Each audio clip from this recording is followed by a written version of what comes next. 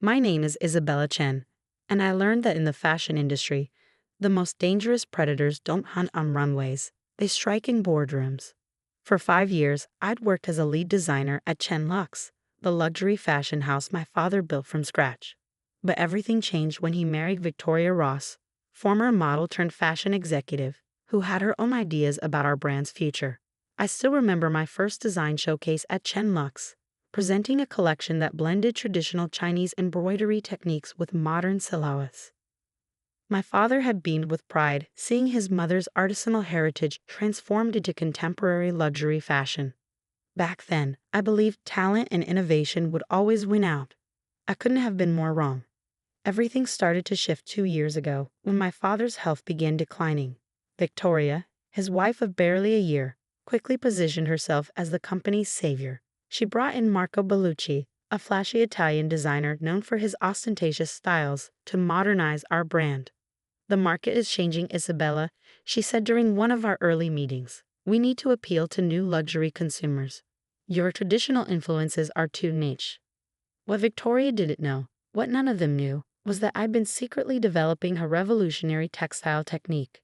Working with my grandmother's old embroidery methods and modern sustainable materials, I created something entirely new, fabrics that seemed to change color and pattern depending on light and movement.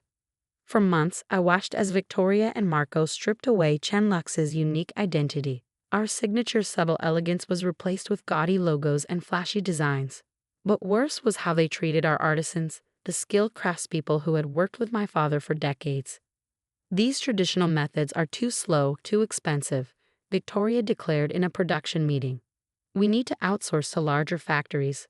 I knew I had to act carefully. My father was too ill to intervene, and Victoria had been steadily consolidating her power within the company. That's when I made my first strategic move. Working with my best friend Sophia, who ran a small but respected fashion consultancy, I began documenting everything. Every design, every technique, every innovation was carefully recorded and dated. More importantly, I filed patents on my new textile technology under my own name, not the company's. They're planning something, Sophia warned me after attending a private buyer's showcase. Victoria's been telling people that Chen Luxe is about to undergo a dramatic transformation. She was right. One morning, I arrived at the office to find my design team had been relocated to a smaller space. Marco's team had taken over our main studio, and our artisans had been given notice that their contracts wouldn't be renewed. I confronted Victoria in her office, watching her glossy composure as she explained the necessary changes for the brand's future. The board agrees, she said, examining her manicure. Chen Luxe needs to evolve beyond its quaint beginnings. These artisans are our heritage, I argued. They're what makes Chen Luxe unique. Heritage? She laughed. Darling, heritage doesn't sell to Gen Z. Marco understands modern luxury. Your little experiments with traditional techniques are sweet, but they don't belong in today's market. That evening, as I sorted through my father's old design archives, I found something interesting. Victoria's evolution plan wasn't just about changing our design direction. She was preparing to sell the company to a major luxury conglomerate. I made a crucial decision then. Instead of fighting Victoria directly, I would let her play right into my hands. Working late nights in my home studio, I developed 2 separate collections. The first featured my revolutionary textile technique, showcasing its full potential in designs that honored both innovation and tradition. The second was a subtle tribute to Chen Luxe's heritage, incorporating elements that only true fashion insiders would recognize.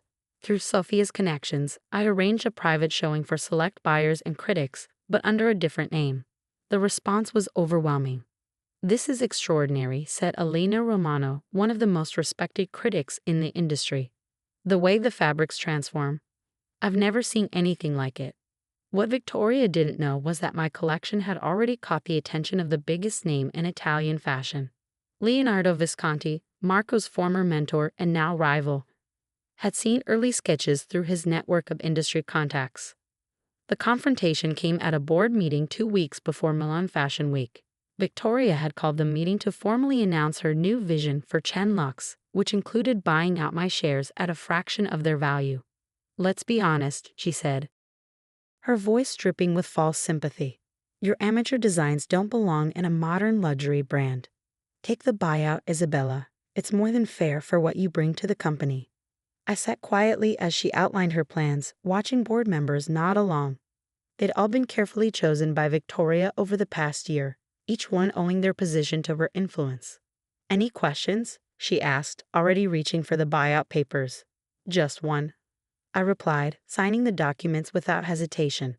"Have you seen the lineup for Milan Fashion Week?" Her smile faltered slightly. "Of course. Marco's debut collection for Chen Luxe will be the highlight of the week." I handed back the signed papers and stood to leave. As I reached the door, I turned back with a small smile. "You might want to check the full schedule. I hear Leonardo Visconti is unveiling something revolutionary." Victoria's face showed the first flicker of uncertainty I'd ever seen. She didn't know that in my bag was a contract with Visconti's fashion house, or that my amateur collection would be the centerpiece of his show. Sometimes the best way to deal with fashion industry predators is to let them think they've won, right before you show them what real innovation looks like. The 2 weeks before Milan Fashion Week were a whirlwind of activity, while Victoria and Marco prepared for what they thought would be Chen Luxe's triumphant transformation. I worked with Visconti's team to perfect every detail of my collection. This wasn't just about fashion. It was about showing the world what happens when tradition and innovation truly merge. "They're panicking," Sophie reported after a visit to Chen Luxe's offices. "Marco's collection isn't coming together, and the sample pieces from the new factory are showing quality issues." I wasn't surprised. The artisans Victoria had dismissed were masters of their craft, carrying techniques refined over generations. Their replacements, while skilled, couldn't replicate the subtle details that had made Chen Luxe special. What Victoria didn't know was that many of those artisans were now working with me, helping to create pieces for the Visconti show. Their skilled hands were essential in bringing my innovative textile technique to life. 3 days before Fashion Week, I received an unexpected visit from Maria Visconti, Leonardo's daughter and the house's creative director. "The pieces are beyond anything we expected," she said, examining a dress that seemed to ripple between emerald and sapphire. "But are you sure about the timing, going head-to-head with your former company?" "It's not about them," I replied, adjusting the fabric's drape. "It's about showing that true innovation doesn't mean abandoning heritage." The morning we flew to Milan, fashion blogs were buzzing with speculation about Chen Luxe's new direction. Victoria had been giving interviews, promising a complete reinvention of luxury and dismissing the brand's traditional elements as outdated. "She's going to regret those words," Sophia said as we checked into our hotel. "The fashion press never forgets." Milan was electric with Fashion Week energy. Everywhere you looked, designers, models, and industry insiders were rushing between shows and events. Chen Luxe's show was scheduled for Thursday afternoon. Visconti's and my real debut would follow that evening. I attended the Chen Luxe show incognito, sitting quietly in the back. Victoria and Marco had transformed the brand outright into something generic and soulless. Gone were the subtle details and exquisite craftsmanship. In their place were loud prints, obvious branding, and garments that could have come from any luxury fashion house. The fashion press was polite but unenthusiastic. "Chen Luxe loses its soul," read one early review. "Heritage brand's identity crisis," said another. But the real drama was yet to come. That evening, the fashion world's elite gathered for Visconti's show. The venue was perfect, a restored 15th century palazzo whose classical architecture would provide a stunning backdrop for my merger of tradition and innovation. Victoria and Marco were there, of course. As major competitors, they had front-row seats to what they thought would be Visconti's regular collection. The lights dimmed and Leonardo Visconti stepped onto the runway. "Tonight," he announced, "we present not just a collection, but a revolution in fashion, a testament to what happens when true innovation honors tradition." The first model emerged, wearing a seemingly simple white gown. Then she stepped into a shaft of light, and the audience gasped. The fabric came alive, shifting and shimmering with colors that seemed to flow like liquid silk. Each piece that followed showcased different aspects of my textile innovation. Traditional Chinese patterns emerged and transformed in modern silhouettes. Structured jackets changed color with the wearer's movement. Evening wear rippled with light and shadow. But it wasn't just the innovative fabric that caught attention. Every piece showed the immaculate craftsmanship of the artisans Victoria had dismissed. their traditional skills elevating the innovation to true luxury. I watched Victoria's face as she slowly realized what she was seeing. When the show's notes were distributed, revealing me as the collection's designer and the inventor of the revolutionary textile technique, she turned pale. The final piece brought the house down. A wedding gown that transformed from traditional Chinese red to Western white as the model moved, symbolizing the perfect marriage of cultural heritage and modern innovation. The applause was deafening. Fashion critics were on their feet. Buyers were already reaching for their phones. But the real victory came in the form of the reviews that started appearing within hours. Fashion Revolution. Heritage meets innovation in groundbreaking collection, read Vogue's headline. Chen Luxe designer redefines luxury fashion, declared ABUDD. But my favorite came from Elena Romano. While some abandon heritage for trends, true innovation proves tradition is the future of luxury. The aftermath was swift and dramatic. Chen Luxe's stock plunged as investors realized they'd lost both the innovative technology and the traditional craftsmanship that had made the brand special. Victoria's plans to sell the company fell apart as the potential buyers witnessed the brand's creative collapse. More importantly, my patents on the textile technology became the most sought-after innovation in luxury fashion. Major houses were calling, not to buy the technology, but to collaborate in ways that would honor both innovation and tradition. A month after Fashion Week, I received a visit from my father.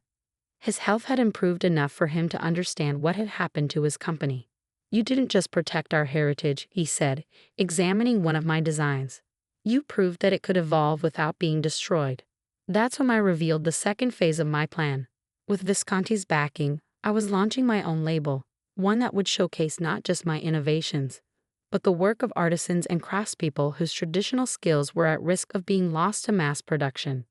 We called it Heritage Forward, and it quickly became the most talked about new luxury brand in fashion.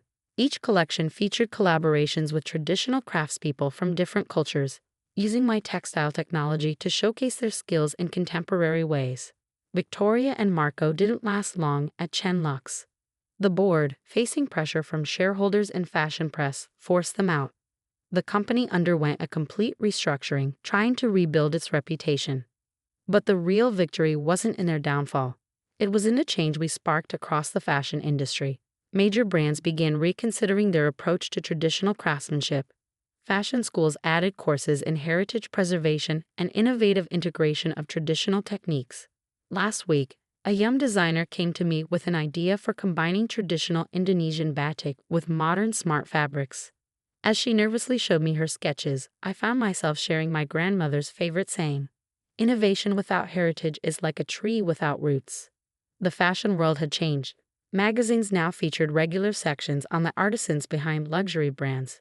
Runway shows included detailed information about the heritage and techniques in each collection. Sophia helped me establish the Heritage in Fashion Foundation, dedicated to preserving traditional textile and fashion craftsmanship while fostering innovation. Our first project involved documenting and protecting endangered fashion crafting techniques from around the world. A fashion historian told me during a foundation event, "You didn't just save some traditional techniques.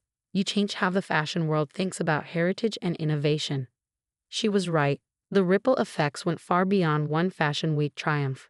Design schools now teach our case as an example of how to innovate while respecting and preserving traditional craftsmanship. Victoria, I heard, started a small fashion consultancy, though her influence in the industry was permanently diminished. She even reached out once, asking if I would speak to her clients about successful brand evolution. "I learned an expensive lesson," she admitted. "Sometimes the most valuable heritage isn't what you can see on the surface, but the knowledge and skill passed down through generations."